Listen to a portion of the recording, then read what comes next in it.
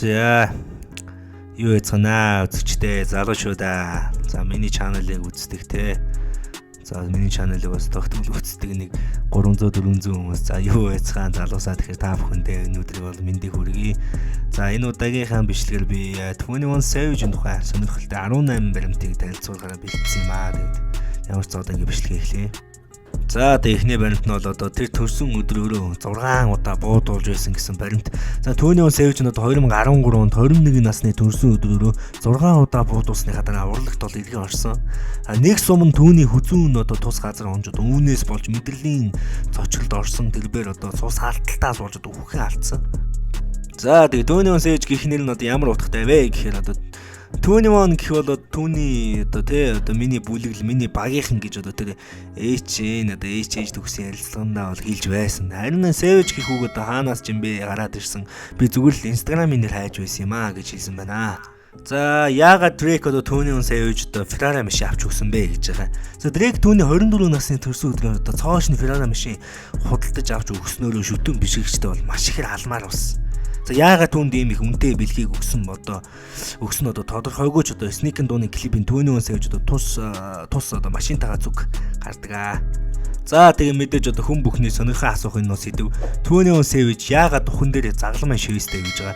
За түүний духан дээр шивэс нь одоо нас барсан одоо баг дүү Тэймэн одоо хүндэтгэл үзүүлж хийлгсэн шивэс юм байна. Тэгээ Тэймэн анх үлгэлээ төлөвлөж одоо нүүрэн дээр ийм шивэс одоо байсан. Дараа нь түүний Savage одоо түүний дурсгал зориулж одоо энэ хүү адилхан шивэс хийлгэжээ. За тэгээ 5 дахь баримт бол Drake түүний Savage-ийг хэрхэн мэддэг вэ? Rapper Drake-ийн Sneak-ын дунд нэгдэж одоо зэрлэг хөгжмийн видео бичлэгийг бол хамтдаа хийлгэсэн.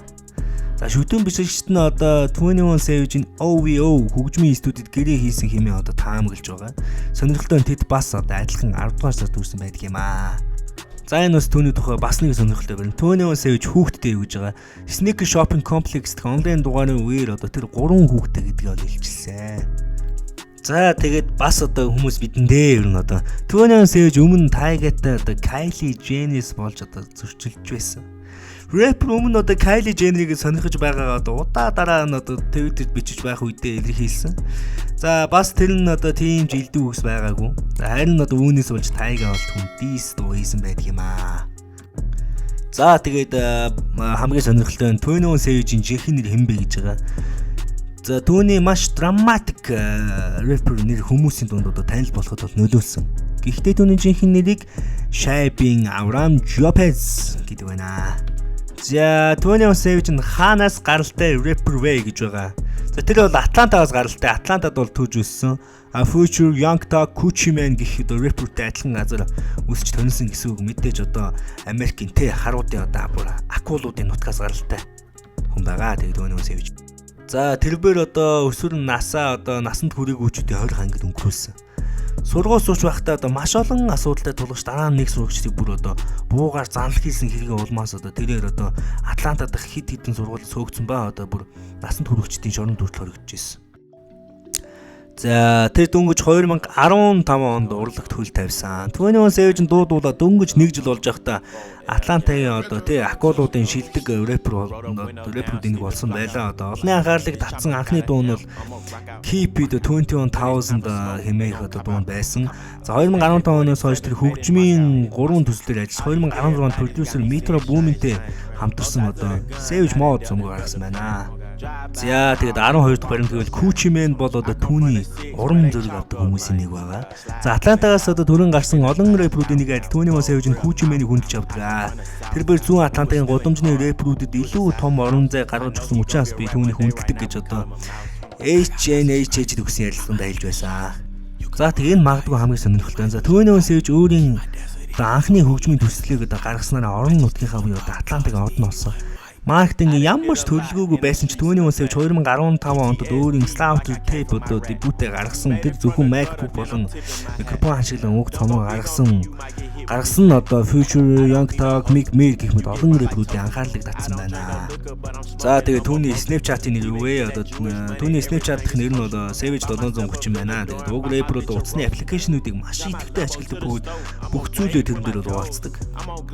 За тэгээд одоо түүний Savage нас гэх юм бол одоо хэдийгээр түүний Savage гэж нэрлэгдэх ч одоо тэрбэр одоо 27 настай одоо тэрбэр 1992 оны 10 дугаар сарын 22-нд төрсэн залуу юм байна.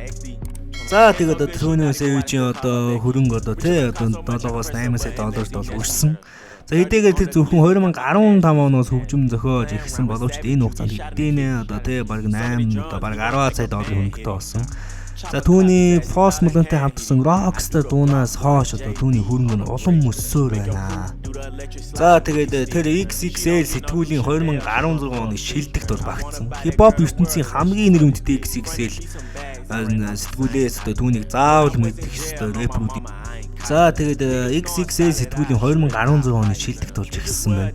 За хип-хоп ертөнцийн хамгийн нэр хүндтэй XXL сэтгүүлээс түүнийг заавал мэдэх ёстой рэпрүүдийн тоонд оруулсан байна.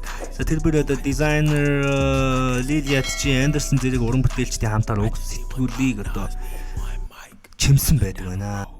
За тэгээд түүний сэвжийн өндөр хэдвэ гэж байгаа. Тэр одоо 1 м 83 см өндөр. Рэпер үнэндээ харагдаж байгаагаас ч өндөр нэг юм байна. За тэгээд та бүхэн миний бичлэг таалагдсан бол subscribe дарахаа битгий мартаарай.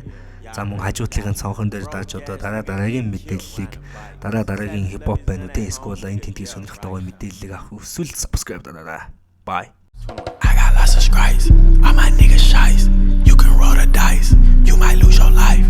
Keep my desert eagle on me. He not nothing nice. I just need one Glock. Now I just need one.